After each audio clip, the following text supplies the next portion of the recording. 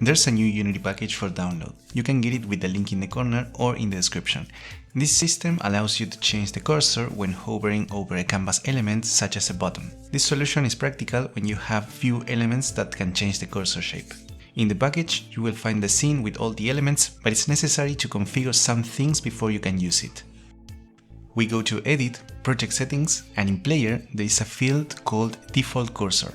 Here we assign the image of the default cursor and also write the value of this vector called Hotspot.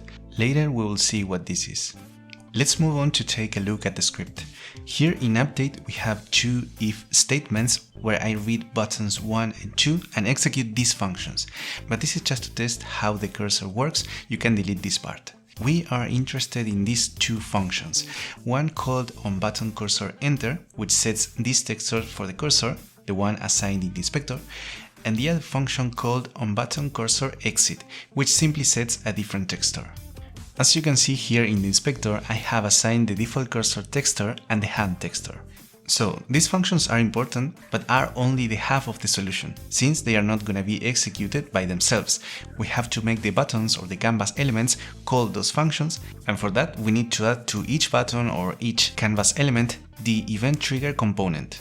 Once we add the event trigger component, we click this button to add events. In this case, we're going to use the pointer enter and pointer exit events. Here we click on the plus sign and drag the GameObject that has the cursor manager script assigned, and then using this drop-down menu, choose the proper functions for each event. onButtonCursorEnter for pointer enter and onButtonCursorExit for pointer exit. This way, when the cursor enters or exits the UI element with the event trigger component, the cursor will change its shape. This event trigger component should be added to each element that you want to modify the shape of the cursor. The Hotspot parameter is important because it's where the tip of the pointer is considered to be.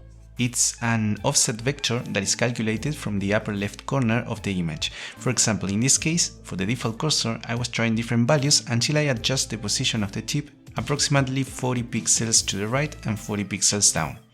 This other vector is the hotspot for the hand cursor. That would be all. In the description you have the Unity package. I hope you found this video useful and see you in the next one. Cheers!